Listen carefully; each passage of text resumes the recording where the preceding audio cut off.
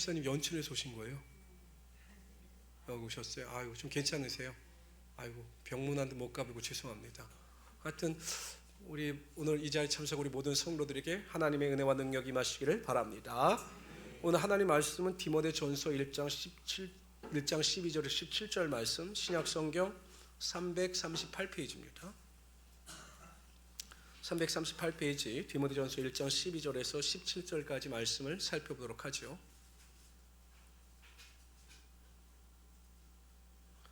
우리 다 찾으셨으면 우리 한 절씩 교독합니다. 나를 능하게 하신 그리스도 예수 우리 주께 내가 감사함은 나를 충성되게 여겨 내게 직분을 맡기심이니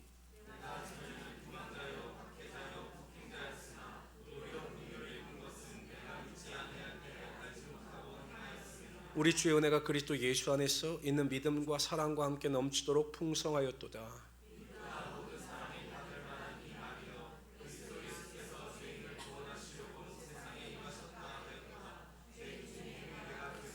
그러나 내가 궁유를 입은 까닭은 예수 그리스도께서 내게 먼저 일체의 오래 참으심을 보이사 후에 주를 믿어 영생 얻는 자들에게 본이 되게 하려 하심이라.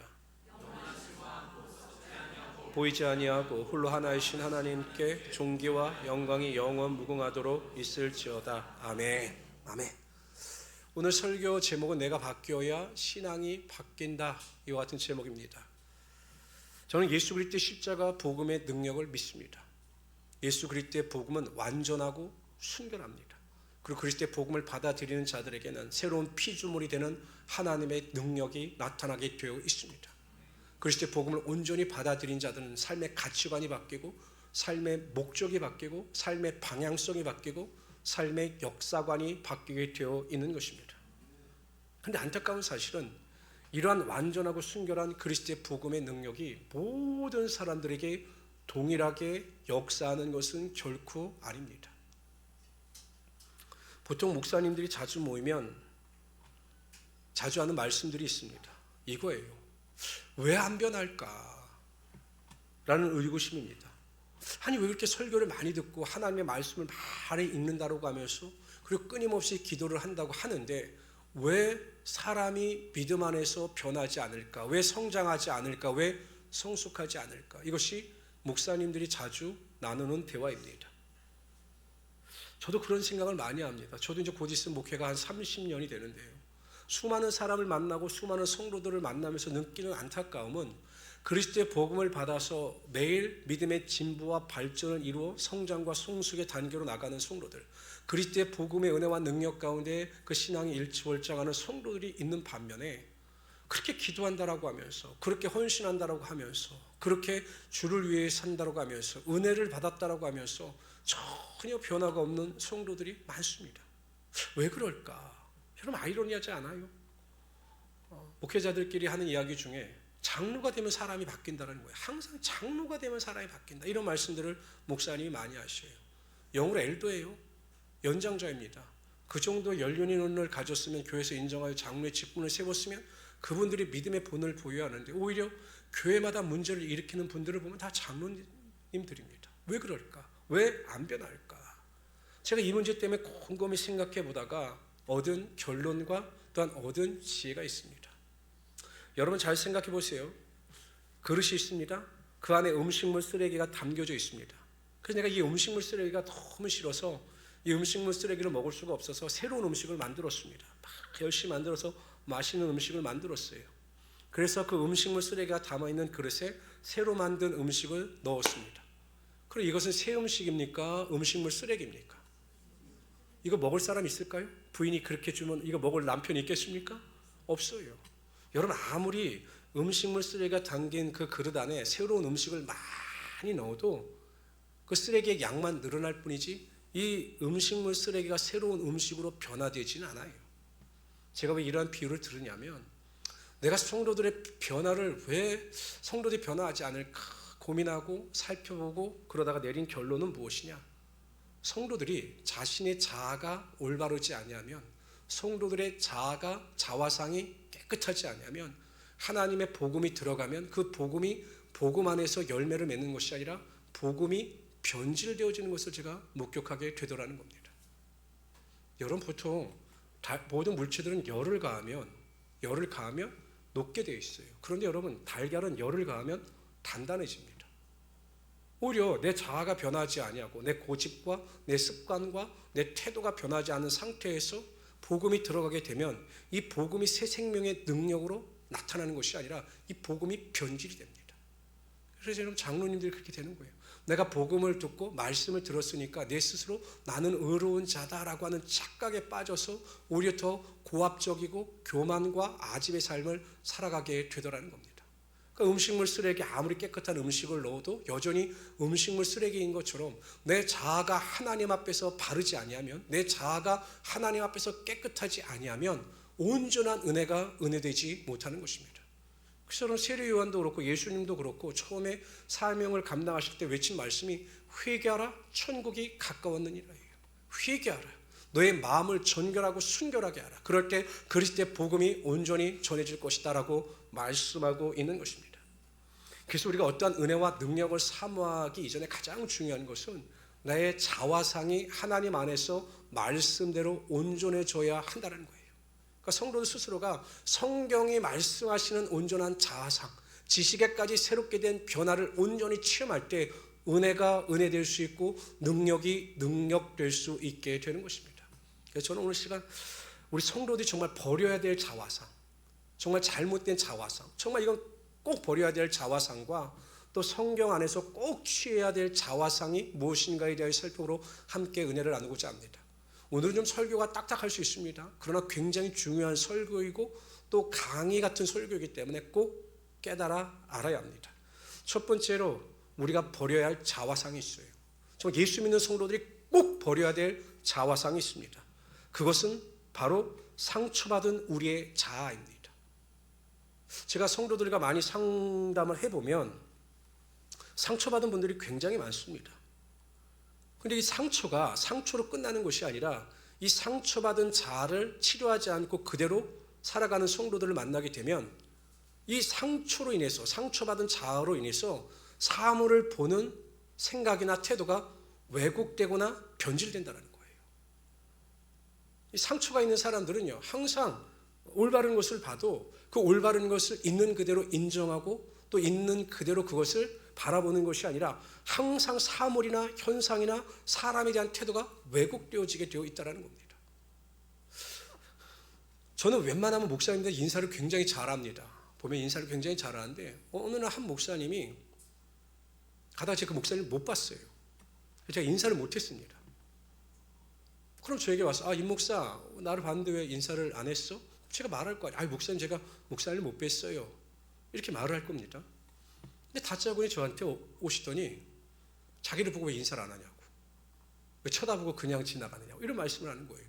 목사님 제가 솔직히 목사님 못 뵀습니다. 죄송합니다. 제가 못 뵌 거 죄송합니다. 그럼 거기서 이해를 하셔야 되는데 끝까지 자기를 무시하고 인사를 안 했다고 그렇게 막 역정을 내시는 거예요. 제가 나중에 알아보니까 이분이 성도들로 인한 상처가 많은 분이시라고 제가 이야기 들으니까 그러니까 상처가 있으니까 환경을 왜곡해서 자기 편한 대로 해석하는 겁니다. 상담을 해보면 상처를 많은 성도들이 가지는 공통적인 특징이 있는데 자존감이 굉장히 낮다라는 거예요. 굉장히 자존감이 낮아요. 그래서 이 자존감이 낮은 상처가 많은 성도들, 자존감이 많은 성도들의 특징이 하나가 무엇이냐면 첫째가 다른 사람을 자꾸 비판하고 깎아내리려고 합니다. 여러분 정말 어리석은 사람이 어떤 사람이냐, 내가 다른 사람을 깎아내린다고 해서 내가 높아지는 게 아니에요. 세상의 법칙도 그렇지만 하나님은 다른 사람을 비판하고 깎아내리면 그 사람을 높이지 않아요. 세상도 그렇습니다. 그런데 이 자존감이 낮고 상처가 많은 사람은 자꾸 다른 사람을 비판합니다. 그러니까 보통 우리가 대화를 할 때요, 대화를 할 때 I 메시지가 많아야 돼요. I 메시지. 내 이야기를 할 수 있어야 됩니다. 그러니까 자존감이 높은 사람들은 내 이야기를 합니다. 내가 어떻고, 내가 받은 은혜가 어떻고, 내가 삶을 살다 보니까 깨달은 것이 어떻고, I 메시지를 많이 해요. 그런데 상처가 많고 자존감이 낮은 사람들은 U 메시지를 합니다. 자꾸 다른 사람 이야기를 해요. 다른 사람. 내 형제 이야기, 내 친척 이야기, 내 부모 이야기, 아니면 다른 성도 이야기만 계속한 I 메시지가 없어요. 이것이 상처를 받고 자존감이 낮은 성도의 모습입니다. 두 번째는요, 상처를 받아서 자존감이 낮은 성도의 특징이 뭐냐면 거절감에 대한 분노를 느껴요. 그러니까 다른 사람이 내가 무엇을 제안했을 때 여러분 내가 틀릴 수도 있잖아요. 그럼 그것을 용납하고 받아들이면 됩니다. 그래서 의견을 조율하면 되는데 이 자존감이 낮은 사람들은 내가 무엇을 제안했을 때 거절을 당하면 이 분노가 견디지를 못하는 겁니다. 그래서 막 화를 내고 분노하고 내가 뭘 잘못했느냐고 막 따지듯이 물어요. 이게 굉장히 똑똑한 것 같지만 여러분 거절감을 견디지 못하는 사람들은 상처로 인한 자존감이 낮은 사람들이에요. 그러니까 자존감이 높은 사람들은 어떤 사람들이냐? 이런 사람들이에요. 정몽주처럼 이런들 어떠하리 저런들 어떠하리 인생의 정답은 없는 거죠. 맞춰가면서 삽니다. 그런데 자존감이 낮고 상처가 많은 사람들은 거절을 당하면 견디지 못해요. 며칠 동안 잠을 자지 못합니다. 제가 이런 분들을 많이 상담을 했습니다. 근데 더 큰 문제는 뭐냐? 더 큰 문제는 뭐냐면 제가 상담을 해보면 사람들이 내가 마음속에 상처가 있다는 걸 깨닫지 못해요. 내 영혼이 상처를 받았다는 것을 알지를 못해요. 이게 문제라는 거예요. 그러니까 상처라고 하는 것이 의식의 분야에 머물러 있으면 내가 그걸 깨닫는데 상처라고 하는 것이 무의식 속에 내재되어져 있으니까 내가 상처를 받았다는 것을 몰라요. 그러다 결정적인 순간에 분노가 표출되어지거나 잘못된 선택과 결정을 통해서 잘못된 길을 걸어갈 수밖에 없는 겁니다. 제가 보통 내담자에게 상담을 하면 그렇게 이야기를 해줘요. 과연 당신이 상처받은 것이 무엇인가를 아십니까? 라고 물어봅니다. 그러면 대부분의 사람들이요, 상처의 원인이 부모에 있더라고요. 부모. 참 아이러니한 게 부모한테 상처받은 사람이 제일 많아요. 그런 부모와의 관계를 회복하십시오라고 이야기를 합니다. 또 어떤 성도들 어디서 상처를 어떻게 받았는지 모르는 성도들도 많아요. 그러면 제가 그렇게 이야기를 합니다. 제가 상담을 하고 권면하고 또 많은 분들이 치료받은 경우가 많은데 이렇게 이야기를 합니다. 저도 마찬가지고요. 여러분 내가 상처를 받아서 인간관계가 이제 틀어졌어요. 그래서 부모를 통해서 사람을 통해서 관계가 힘들어졌어요. 근데 이 사람 관계의 관계를 통해서 상처를 회복하는 일이 참 쉽지 않습니다. 그래서 어떻게 하느냐? 한 가지밖에 없어요. 세상 사람들은 우리에게 상처를 주고 고통을 주고 어려움을 안겨다 준다 할지라도 우리를 사랑하시는 하나님의 온전한 사랑을 경험하고 체험할 수 있어야 한다는 것입니다. 성도 여러분, 하나님은 우리가 생각하는 것보다 우리가 느끼는 것보다 우리를 더 사랑하여 주시기를 원하시는 하나님이 되시는 거예요. 저도 목회를 하면서 그런 걸 많이 느낍니다. 하나님은 저에게 자꾸 고독을 원하셔요. 고독의 자리로 나가라. 고독의 자리로 나가라. 이런 말씀을 항상 하셔요. 그럴 때마다 저에게 부어주시는 것은 하나님의 크신 사랑입니다. 사람도 아니고 환경도 아니고 조건도 아니에요. 성도 여러분들에게 죄송하지만 하나님은 성도들도 바라보지 말아라 라고 말씀하셔요. 오직 고독의 자리에서 내 사랑을 네가 깊이 느껴야 한다라고 말씀하십니다. 그리고 그러한 마음을 가지고 하나님을 찾아 나가면 하나님은 하나님의 사랑을 느끼게 하시고 알게 하여 주시고 위로를 통해서 하나님의 길을 걷게 하여 주시더라는 거죠. 성도 여러분 꼭 기억하십시오. 저는 이런 말을 자주 합니다. 하나님은 여러분들을 사랑하실 때 어떻게 사랑하시느냐? 이 세상에 여러분들 한 사람만 존재하는 것처럼 여러분들을 사랑하시는 하나님이 되시는 것입니다. 오늘 한번 잘 생각해 보세요. 내가 정말 무의식 중에 상처받은 일이 없는가? 그래서 내가 거절감을 느끼거나 내 이야기가 아니라 자꾸 다른 사람의 이야기를 많이 하진 않는가? 그래서 혹 상처받은 일이 있다면 그 상처받은 자아를 깨뜨리고 하나님의 사랑을 통해서 바른 길을 걸어갈 수 있는 하나님의 귀한 성도들이 되시기를 주님의 이름으로 축원합니다. 두 번째로요. 그렇다면 성도들이 취해야 될 긍정적인 자화상, 성경이 말씀하시는 자화상은 무엇인가? 첫 번째로 여러분 성도들이 소유하는 자화상은 성도라고 하는 자화상입니다. 성도. 다 같이 한번 읽어봅시다. 고린도전서 1장 2절 시작. 고린도에 있는 하나님의 교회 곧 그리스도 예수 안에서 거룩하여지고 그렇죠. 또 있네요. 다시 봅시다. 시작. 또 각처에서 우리 주 곧 그들과 우리 주 대신 예수 그리스도의 이름을 부르는 모든 자들에게 앞으로 좀 보내주시면 예수 안에서 거룩하여지고 여기에 보면 헬라어 문법에 의하면 완료 수동태입니다. 완료 수동태란 무슨 의미냐? 우리의 공로나 노력이나 수고에 의하여 우리가 거룩해진 것이 아니라 하나님께서 예수 안에서 십자가 보혈의 은혜와 능력을 통하여 우리를 거룩하게 하여 주셨다는 거예요. 근데 여러분 이렇게 우리를 거룩하게 하여 주시고 우리를 어떻게 하셨냐? 성도로 부르셨다는 겁니다. 우리를 어떠한 사람으로 부르시냐? 성도로 부르셨다는 겁니다. 성도라고 하는 의미는 거룩한 무리들이라는 의미예요. 거룩한 무리들. 그러니까 여러분, 하나님께서 우리를 부르셨는데 어떻게 부르셨냐? 거룩한 무리 성도로 부르신 겁니다. 그러니까 성도들이 구원을 받아 하나님의 자녀가 되어 있으면 죄의 자리에서 의의 자리로, 또 사단의 권세에서 하나님의 자녀로, 성도로 부르심을 입은 것입니다. 여러분 어떻습니까? 여러분들 흰 옷들 많이 입으십니까? 흰 옷? 우리는 흰 옷을 많이 안 입으시죠. 저는 흰 옷을 절대 안 삽니다. 왜? 전 잘 묻히기 때문에, 더럽게 옷을 입기 때문에 흰 옷을 잘 입질 않아요. 이제 와이셔츠 같은 건 이제 제가 흰 와이셔츠를 종종 사는데, 그래서 제가 왜 그러냐면 음식점에 가면 저는 분명히 똑바로 먹었는데 꼭 음식을 여기 묻히고 나와요. 그래서 흰 와이셔츠를 잘 안 사는데, 만약에 흰 와이셔츠를 갖고 입고 음식점에 갔다 그러면 어떻게 하느냐? 꼭 그 앞치마를 달라고 합니다. 그것도 어떨 때 막 2개씩 이렇게 목까지 이렇게 묶어서 제가 합니다. 왜냐하면 너무 잘 묻혀요. 왜 나는 이렇게 잘 묻히는지 모르겠어요. 그래서 의식하면서 먹죠. 음식을 먹을 때도 꼭 이렇게 막고 먹고 또 보고 먹고, 그래서 항상 조심합니다. 그러니까 흰 옷을 입었다라고 하는 어떤 자각이 제 행동을 조심케 하는 거죠. 마찬가지입니다. 우리가 이 세상을 살아갈 때 아무 생각 없이 살아가게 되면 우리는 항상 미혹에 빠져요. 죄에 빠집니다.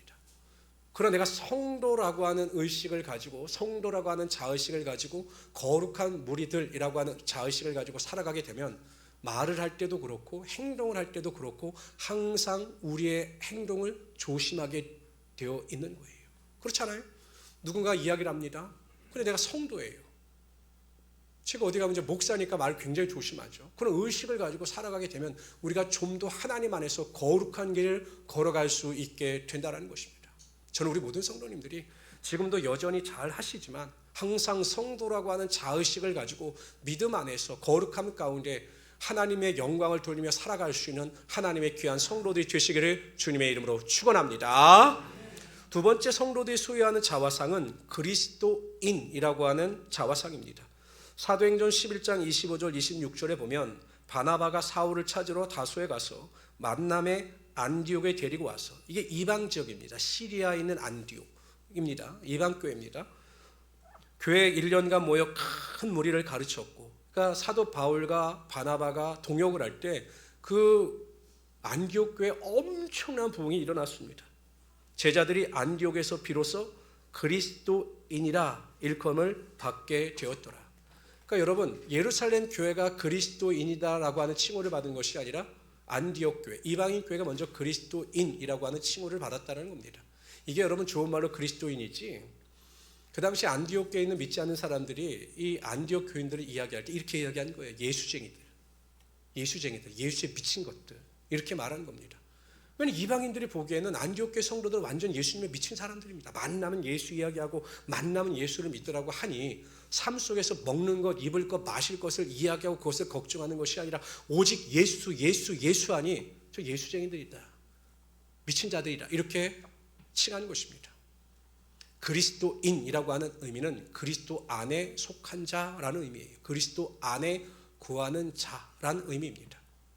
우리가 바울 사도의 신학을 이야기할 때 다양한 신학에 대해서 논하는데 바울 신학의 핵심 중에 하나가 헬라어로 엔 크리스토스입니다. 그리스도 안에라고 하는 사도 바울의 사상이 굉장히 중요한 신학적 기준을 이룹니다. 사도 바울은 항상 예수 그리스도 안에 거함을 고백하죠. 내 안에 그리스도께서 구하신 것이다. 내가 그리스도 안에 구하고 그리스도가 내 안에 구하신 것이다. 그래서 이 엔크리스토, 그리스도 안에라고 하는 신학적 주제가 사도 바울에겐 굉장히 중요하고 핵심이었습니다. 그리고 사도 바울은 그리스도 안에서 생각하고 그리스도 안에서 말하고 그리스도 안에서 행동했습니다. 그리고 그리스도 안에 거한다라고 하는 의미가 무엇입니까? 내 안에 그리스도께서 살아계신다라고 하는 의미가 무엇입니까? 간단합니다. 어렵지 않아요. 그것은 그리스도의 마음을 가지고 그리스도의 생각을 가지고 살아가는 것이 그리스도 안에 거하는 성도의 모습이라는 것입니다. 성도 여러분, 우리가 무엇을 선택하고 결정하고 행하는 데 있어 가장 중요한 것은 이거예요. 제가 매일 여러분들에게 말씀드리죠. 과연 예수님이시라면 어떻게 하셨을까? 예수님이시라면 무엇라고 말씀하셨을까? 예수님이시라면 어떻게 하라고 말씀하셨을까? 예수님의 마음을 가지고 선택하고 결정하면 항상 하나님께서 원하시는 선택과 결정을 통하여 바른 길을 걸어갈 수 있게 되는 겁니다. 근데 우리의 선택의 기준은 무엇입니까? 나를 얼마나 즐겁게 해주는 일인가, 나에게 얼마나 이익이 되는 일인가, 나에게 얼마나 큰 물질을 벌게 하는 일인가. 이게 우리의 선택의 기준이기 때문에 그리스도 안에서 하는 선택과 결정이 아니라 내 생각과 아집대로 하는 결정이 될 수밖에 없는 것입니다. 근데 여러분, 감사한 일은 무엇이냐? 그리스도 안에서 그리스도의 믿음을 가지고 살아가는 자들에게는 하나님께서 놀라운 은혜와 능력으로 함께하여 주신다라는 사실입니다. 첫 번째요, 그리스도 안에 속한 자들은 반드시 이기게 하여 주십니다. 고린도후서 2장 14절에 보면 항상 우리를 그리스도 안에서 이기게 하시고 우리로 말미암아 각처에서 그리스도를 아는 냄새를 나타내시는 하나님께 감사하노라. 항상 우리를 그리스도 안에서 이기게 하셔요. 그리스도 안에 거하는 자들은 항상 승리케 되어 있다라는 것입니다. 아무리 사망의 음침한 골짜기로 다닌다 할지라도 우리가 그리스도 안에 있으면 하나님은 반드시 우리를 일으켜 세우시고 우리에게 승리의 나팔을 불게 하시는 하나님이 되시는 것입니다. 저는 예수 그리스도의 이름에 능력이 있다라고 믿습니다. 예수의 이름에는 권세가 있다라고 믿습니다. 예수 그리스도의 이름으로 명하고 선포할 때 반드시 승리케 하시는 하나님의 능력을 저는 믿습니다. 그래서 지금도 내가 그리스도 안에 거하고 내 안에 그리스도께서 거하신다면 항상 하나님의 승리케 하심이 저희 삶에 나타난다고 저는 믿으면서 살아갑니다. 근데 여러분, 로마서에서 사도 바울은 결론적으로 이렇게 이야기합니다. 누가 우리를 그리스도의 사랑에서 끊으리요? 환난이나 곤고나 박해나 기근이나 적신이냐 위험이냐 칼이랴. 로마의 교인들은 항상 이러한 위험에 직면하며 살았습니다. 예수를 믿는다는 이유만으로 박해를 당해야 됐고 순교를 당해야 했습니다. 항상 불안과 두려움 속에서 살 수밖에 없었습니다. 그러나 그것도 아무 것이 아니다, 이렇게 이야기를 합니다. 기록된 바 우리가 종일 주를 위하여 죽음을 당하게 되면 도살당할 양같이 여김을 받았나이다 함과 같으니라. 그러나 이 모든 일에 우리를 사랑하신 이로 말미암아 우리가 넉넉히 이기느니라. 그리스도 안에 거할 수 있는, 그리스도 안에라고 하는 자화상을 가지고 매일 승리하며 살아갈 수 있기를 바랍니다. 반드시 여러분들을 승리케 하시는 하나님의 능력이 임하게 될 것입니다. 두 번째요, 우리가 그리스도 안에 속한 자가 되면 하나님은 항상 우리에게 신령한 복으로 채워주십니다. 읽어봅시다. 에베소 1장 3절입니다. 시작. 하나님 곧 우리 주 예수 그리스도 아버지께 그리스도 안에서 하늘에 속한 모든 신령한 복. 보통 우리가 이야기할 때 하나님께서 하늘의 신령한 복과 땅의 기름진 복으로 채워주신다라고 말합니다. 신령한 복이란 성령을 통한 영적인 복이 되는 것입니다. 어떤 영적인 복입니까? 우리에게 항상 감사할 수 있는 은혜가 임하게 하여 주십니다. 범사에 감사하고 항상 기도할 수 있는 영적인 복이 임하게 하여 주십니다. 삶의 어떤 환경 가운데 처했다 할지라도 항상 우리가 쉬지 않고 기도하며 하나님께 가까이 나가며 신령한 은혜와 능력으로 하나님께 소망을 두는 복을 허락하여 주시는 것입니다. 저는 이러한 신령한 복이 성도의 삶에서 가장 중요한 복이 되는 것입니다. 그래서 불안과 두려움과 낙심과 절망이 떠나가게 하여 주시고 마음속에 꿈을 꾸게 하시고 기대를 가게 하시고 소망을 가지고 승리케 하시는 하나님이 되시는 것입니다. 이러한 믿음을 가지고 우리 모든 성도님들은 항상 그리스도 안에 내가 거한다라고 하는 자화상 가운데 예수님이시라면 어떻게 하셨을까라고 하는 이 질문 앞에서 하나님의 영광과 존귀를 위하여 선택과 결정을 이루어갈 수 있는 우리 성도들이 되시기를 주님의 이름으로 축원합니다. 세 번째, 성도들이 소유하는 자화상은 유업을 이을 자라고 하는 자화상입니다. 갈라디아서 4장 7절에 보면 그러므로 네가 이후로는 종이 아니요, 갈라디아 교인들이 이야기하는 겁니다. 이후로는 너희들이 종이 아니요 아들이니 아들이면 하나님으로 말미암아 유업을 받을 자니라. 성도 여러분, 우리는 하나님의, 근데 왜 딸이라고 안 그러시고 아들이라고 그러셨을까? 아들입니다. 아들. 지금은 여러분 딸들에게도 공동으로 다 재산이 분배되지만 그 당시에는 왜냐하면 여성들이 인구수에도 들어가지 않을 정도로 여권이라고 하는 것이 굉장히 미약했어요. 아들이라고 강조하는 거죠. 근데 여러분, 아들에겐 유업이 주어집니다. 우리는 하나님의 아들이에요. 이미 여러분들에게 유업이 주어졌습니다. 믿으십니까? 혹시 여러분들 부모에게 받을 상속이 좀 많으십니까? 제가 보기에는 뭐 거의 없어요. 제가 보기에 거의 없어요. 근데 하나님은 우리를 위하여 하나님 나라의 유업을 준비하여 주셨습니다.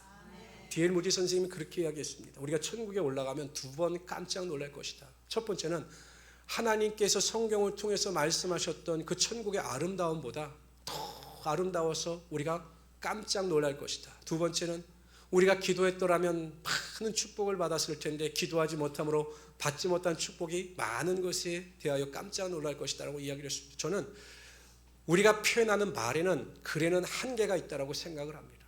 어떠한 아름다움을 표현할 때 참 아름답다, 정말 아름답다, 이 정도 표현이죠.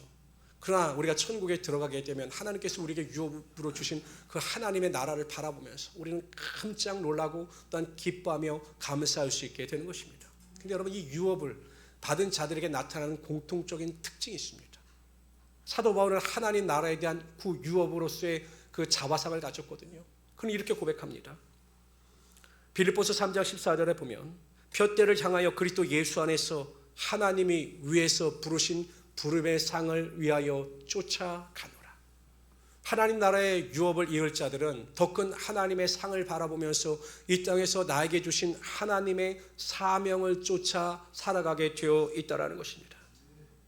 성도 여러분, 하나님께서 우리를 이 땅에 보내시고 이 땅에 살게 하시면서 우리 각자에게 하나님의 사명을 주셨습니다. 여러분, 우리가 먹을 것, 입을 것, 마실 것에 함몰되어서 인생을 허비하면서 살아가는 것이 아니라 하나님은 우리에게 하나님의 거룩한 사명을 주셨습니다. 가장 기본적인 사명, 우리가 해야 되는 가장 근본적인 사명은 때를 얻든지 못 얻든지 그리스도의 복음을 전파하여 많은 자들을 주께로 인도하는 것입니다. 그러나 우리의 삶의 현장에서 하나님께서 세밀하게 우리가 해야 될 사명을 주신 거예요. 저는 이것을 미션 라이프라고 이야기를 합니다. 미션, 하나님의 사명은 목회자만 있는 것이 아닙니다. 선교사에게만 있는 것이 아니라 우리의 삶의 일상 속에서 모든 성도들에게 하나님께서 사명을 부어주신 거예요. 제가 큰 교회를 담당하는 친한 목사님과 대화를 나누던 중에 그 목사님이 자신의 교회 권사님에 대해서 막 자랑을 하더라고요. 그러니까 이 친구는 꼭 저한테 자랑할 때 맛있는 거 먹은 것을 꼭 자랑합니다. 우리 권사님이 맛있는 거 사줬다고. 제가 제일 약 올라하니까 그런가 봐요. 근데 이제 한 권사님에 대해서 이야기를 하는데 이 권사님이 엄청 부자인데 우리가 상상하는 그런 부자가 아니에요. 강남에 빌딩이 몇 개 있을 정도니까 우리가 상상하는 그런 부자가 아니에요. 우리가 상상할 수 없는 그러한 부자입니다. 근데 권사님은요, 거기서 나오는 임대에서 나오는 수입이라든지 여러 가지 수익을 가지고 어디에 사용하느냐 하면 구제, 선행 혹은 또 교회에서 무슨 일이 있으면 그 교회에 필요한 비용을 대시는 거예요. 근데 이 권사님이 항상 그런 말씀을 한다고 이야기합니다. 이렇게 이야기한대요. 목사님들에게도 이 땅에서 나를 위하여 사용하면 하나님 나라에서 영적인 거지가 되지만 내가 하나님 나라를 위해서 사용하면 하나님 나라에서 영적인 부자가 되는 것입니다. 이렇게 이야기를 한다고 합니다. 본인은 하나님께서 자신에게 물질을 주신 이유와 목적이 이 땅에서 하나님의 사명을 감당하라고 주신 것으로 믿기 때문에 착한 일을 넉넉히 베풀며 살아갈 수 있도록 자신의 사명을 쫓아 욕심을 부리지 않고 많은 사람들에게 베풉니다 라고 말씀을 하셨다고 합니다. 사명은 그렇게 거창한 것이 아니에요. 여러분 생각해 보셨습니까? 하나님은 여러분들을 가정에서 사명자로 세워주셨습니다. 남편으로서, 아내로서, 부모로서, 자녀로서 그 가정에서 사명자로 세워주신 겁니다. 내가 부모로서 자녀들을 잘 양육하고 믿음으로 하나님의 뜻대로 양육하는 것이 부모로서의 사명이죠. 또 자녀들은 그 부모의 뜻을 쫓아 믿음 안에서 올바른 길을 걸어가며 가정 안에서 화목을 이루어가는 것이 또한 자녀의 사명이기도 한 것입니다. 또한 또 할머니, 할아버지로서의 사명이 무엇입니까? 주님 나라 가는 그날까지 내 자녀와 손자, 손녀를 위하여 낙심하지 아니하고 끝까지 기도함으로 그들의 영혼이 하나님께로 향할 수 있도록 하는 것, 그것이 또 권사님들의 사명일 수도 있는 거예요. 제가 어떤 분의 설교를 듣다 감동을 받았습니다. 어떤 권사님이 계신데 손자, 손녀, 친손자 또 외손자 합쳐서 6명이라는 거예요. 근데 매일 이 손자, 손녀를 만나면 그냥 하나님에 대해서 막 이야기해주고 예수님의 사랑에 대해서 이야기해주는데 그것만으로 너무 부족하더라는 거예요. 그래서 이 권사님이, 물론 우리 권사님들보다 훨씬 젊으십니다. 이 말씀 듣고 또 너무 하지 마시고. 그래서 60대 권사님인데 내가 이 손자, 손녀들 위해서 무엇을 해줄 수 있을까? 내가 할머니로서 무슨 사명을 감당할 수 있을까? 라고 기도하다가 한 사람당 한 손자 손녀에게 성경을 필사해서 선물을 줬다는 거예요. 창세기부터 요한계시록까지 다 성경을 필사해서 6명의 손자들에게 6권의 성경을 주셨다는 거예요. 나이 드는 것이 슬픈 것이 아닙니다. 우리가 나이를 먹어도 연로해도 우리에겐 사명이 있어요. 그 사명을 쫓아 살면 하나님이 주시는 기쁨이 있고 내일에 대한 기대가 있게 되는 것입니다. 하나님께서 우리에게 직장에서 세운 사명이 있습니다. 하나님은 아무렇게나 아무 생각 없이 우리를 직장에 보내시는 것이 아니에요. 그 직장에서 우리가 해야 하는 사명이 있는 겁니다. 사업장에도 우리의 사명이 있는 것입니다. 그 사명을 발견하고 사명을 쫓아나갈 때 우리가 무슨 일을 하든지 그 안에서 참된 기쁨이 있는 거죠. 사명이 없으면 직장 생활이 너무 힘들어요. 사회생활이 너무 힘들어요. 사업하는 게 너무 힘이 듭니다. 왜? 육신의 소욕을 쫓아가기 때문에. 우리 모든 성도님들은 항상 사명을 발견하시고 그 사명을 쫓아 내가 서 있는 곳에서 하나님의 영광을 위하여 하나님 나라의 상급을 쌓을 수 있는 하나님의 귀한 성도들이 되시기를 주님의 이름으로 축원합니다. 네 번째 성도들이 수여야 할 자화상은 나는 하나님의 것이다. 하나님은 나의 삶의 주인이시다. 바로 로드십입니다. 로드십. 오늘 본문에 보면 사도 바울은 하나님께서 괴수 중에 괴수인 자기를 택하셔서 하나님의 사도로 불러주셨기 때문에 하나님의 세우심을 믿고 자신에게 맡겨준 사명을 최선을 다하며 할 것이다 라고 고백합니다. 갈라디아서 1장 1절에도 보면 사람에게서 난 것도 아니요 사람으로 말미암은 것도 아니 오직 예수 그리스도와 그를 죽은 자 가운데 살리신 하나님 아버지로 말미암아 사도된 바울은 자신의 사도권이 하나님께로부터 온 것을 인정하고 하나님의 주인 되심을 인정하면서 그 말씀에 순종하며 살아가겠다라고 결심하고 있는 것입니다. 성도 여러분, 나는 나의 것이 아니라 하나님의 것입니다. 베드로전서 2장 9절에 보면 우리는 하나님의 소유된 백성이에요. 하나님은 우리를 택하셨고 하나님은 우리를 향해 너는 내 것이라고 말씀하셨습니다. 우리의 삶의 주인은 그렇기 때문에 우리가 아니라 하나님이십니다. 그래서 하나님의 주인 되심을 인정하고 그 말씀 가운데 순종하며 살아갈 때 하나님께서 우리 인생을 책임지시고 인도하시며 보호하시는 하나님이 되시는 것입니다. 보통 아이들이 3살이 되면 자아가 생깁니다. 그래서 내가라는 말을 합니다. 내가 3살이 되면 뭘 하려고 엄마 내가 할게, 하지마 내가 할게 이런 말을 합니다. 이게 굉장히 위험한 말이에요. 3살짜리가 뭘 합니까? 밥을 할 줄 알겠습니까? 뭘 할 수 있겠어? 못해. 근데 내가라고 하는 자아가 생겨납니다. 하나님의 주인 되심을 인정하지 아니하고 내가 하려고 할 때 인생의 불행과 실패가 다가옵니다. 항상 하나님을 제외시켜 놓고 내가 하려고 할 때 다가오는 것은 실패와 좌절과 궁핍과 어려움입니다. 그건 우리가 다 경험하는 일입니다. 그러나 반대로 우리의 삶에 하나님께서 주인 되심을 믿고 모든 일에 그분의 뜻을 묻고 그분의 뜻에 순종하여 인도하심을 쫓아 살아갈 때 우리의 삶에 하나님이 부어주신 축복과 행복이 반드시 임하게 되어 있습니다. 저는 우리 모든 성도님들이 항상 나는 정말 하나님 앞에서 아무것도 아닙니다. 하나님께서 오직 나의 삶의 주인이 되십니다. 하나님의 뜻대로 나를 인도하시고 하나님의 보호하심만이 나의 삶에 임재케 하여 주십시오. 그런 믿음을 통해서 주인 되심을 인정하고 순종하며 살아갈 수 있는 우리 성도들이 되시기를 주님의 이름으로 축원합니다. 여러분 다들 안경을 쓰고 계신데 안경을 쓰다가 앞이 흐려지면 어떻게 하십니까? 안경을 닦죠. 안경을 닦고 이제 깨끗하게 다시 보면 세상이 또 밝게 보이죠. 만약에 어떤 사람이 자신의 안경이 더러운데 그것을 인식하지 못하고 세상을 향해서 왜 이렇게 세상이 지저분하냐, 오늘은 공기가 이렇게 지저분하냐, 저 집 빨래는 왜 이렇게 더럽냐 라고 이야기를 하면 그러한 사람의 이야기를 듣는 대부분의 사람들은 그 사람의 말을 이해하지 못할 겁니다. 뭔 소리야, 지금 세상은 멀쩡한데 왜 자신의 안경이 잘못됐는데 세상에 문제가 있다고 말하지? 라고 이야기를 할 겁니다. 이와 같은 거죠. 우리의 자아가 잘못되어져 있으면 항상 우리는 왜곡된 진실만을 바라보게 되어 있어요. 그래서 우리의 믿음이 바른 길을 걸어가지 못하게 되는 것입니다. 오늘 여러분 설교를 잘 들으시고 여러분들이 가지고 있는 스스로의 자화상을 잘 점검해 보십시오.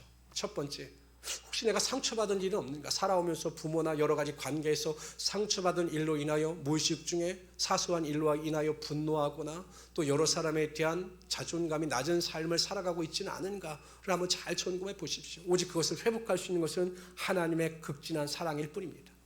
두 번째, 여러분, 항상 여러분의 삶의 자화상이 성도라고 하는 자화상을 가지고 거룩함 가운데 하나님을 의식하면서 살아갈 수 있기를 바랍니다. 세 번째, 그리스도이라는 자화상을 가지고 그리스도 안에서 예수님의 마음과 생각을 가지고 선택하고 결정하시길 바랍니다. 그러면 하나님께서 승리케 하여 주시고 하늘의 신령한 복으로 채워 주실 것입니다. 우리는 천국의 유업을 받은 자라고 하는 자화상을 가지고 사명을 쫓아 살아가야 합니다. 오늘부터 결단하십시오. 세상 사람들과 똑같이 육신의 정욕과 안목의 정욕과 이생의 자랑이 나의 삶의 우선순위가 아니라 하나님께서 내가 선 곳에서 나에게 원하시는 하나님의 사명이 무엇인지를 묻고 그 사명을 분별하여 그 사명을 쫓아 살아갈 수 있는 우리 성도들이 되시기를 바랍니다. 마지막으로 나는 하나님의 것이라는 자화상을 가지십시오. 그래서 내 원대로 내 뜻대로가 아니라 하나님의 뜻대로 하나님의 원대로 되기를 바라며 그분만의 인도하심 가운데 순종하며 살아갈 수 있는 우리 성도들이 되시기를 주님의 이름으로 축원합니다.